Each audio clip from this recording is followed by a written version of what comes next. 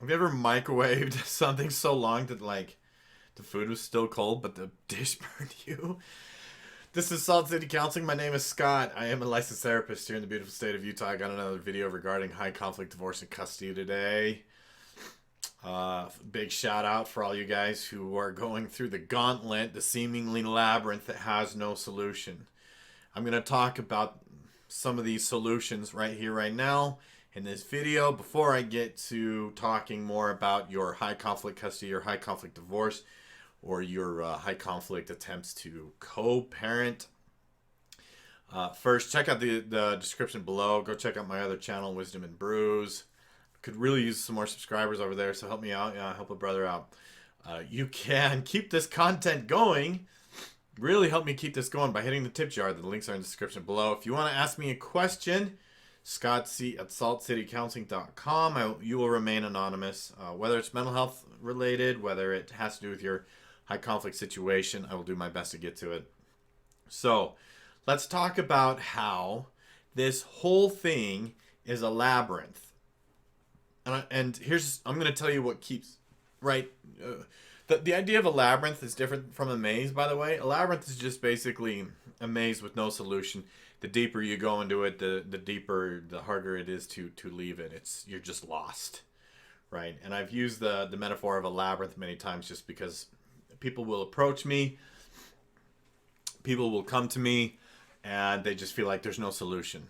I don't know what to do. I'm completely out of runway. There's no real estate left. I don't know what else to do. Please help me, right? And then upon closer examination, what I find 10 out of 10 times is that they're still the low conflict parent or the apologetic parent is still governed by avoiding their anger. They use anger to make you afraid, and it works. And now you have all of these barriers. You have all of these now, like you're trapped, because if you go this way, oh, they're angry. Oh, okay, stay away from there. Okay, we'll go this way, and they get angry. Okay, we'll stay right here, and then they go, I'm out of options. I don't know what else to do, and it's like, you got tons of options. You got tons. You're just afraid of their anger. And as long as you remain afraid of their anger, you're going to still perceive that you are stuck. And if you allow your behavior to be controlled by their anger, you will remain in the labyrinth. You will not find the solution. They will keep you trapped in there. And perpetually going, oh, there's nothing I can do about this. Yeah, there is. So here's the thing. Narcissist, borderline, they use anger and they use fear to control other people. This is the only thing that they really have. They appear bigger, scarier, and worse than they actually are.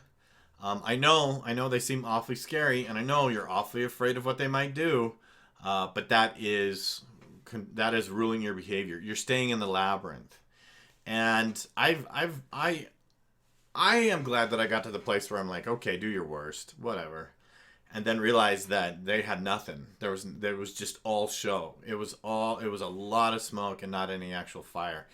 Their follow through is terrible. They only use fear. It's just an illusion. So what I find is probably the biggest ongoing mistake, the ongoing issue that people have as they are going through all of this, going through the high conflict stuff, is that they continue to cave into anger.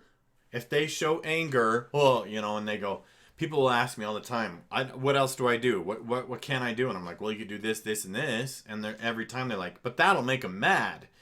Okay, yes, I know. I am aware.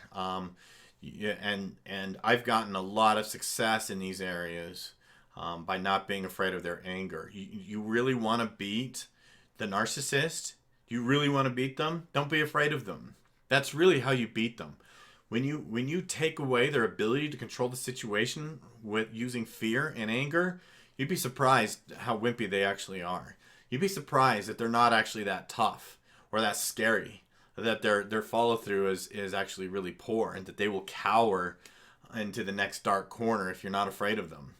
And so one of the biggest mistakes that you can make is to continue to cave into their anger. You are not going to be able to help like people tell me I want to be able to help my kids. I just want to be able to protect and help my kids, but I'm afraid of their anger. You can't have both. You can't protect your kids and be afraid of them. You can't do both. You're either protecting. You just can't have both. You can't remain afraid of them and cave into their anger and protect your kids. It's not going to happen.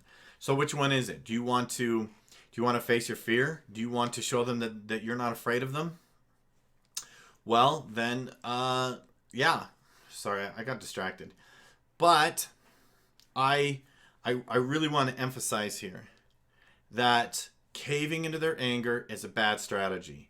Avoiding taking steps that will cause them to get angry is a bad strategy. Now, what I understand is that, like, if you do something to make them angry and they come at you with this tsunami of accusations and stuff that you don't know what to do with it, you're just like, oh, but then I am absorbing all of this. What do I do? You know, and so what you have to think about is the accountability game. Stop taking accountability for their things. Stop defending and explaining yourself. Hit the accountability right back, like a tennis match. When they come at you with, well, you did this and you did that and you did this and you did that, and you're like, well, you also did all of those things. So what are we going to do about that then? And when they show that you're not afraid to point out all of their horrific parenting choices in front of everybody, it will kind of change the game. This video is going to end up being a little bit more, a little shorter. I just got a lot on my mind, a lot coming at me. I got to eat and get to work soon. So thanks for watching. Like, subscribe, share, and all that stuff. We'll see you next time.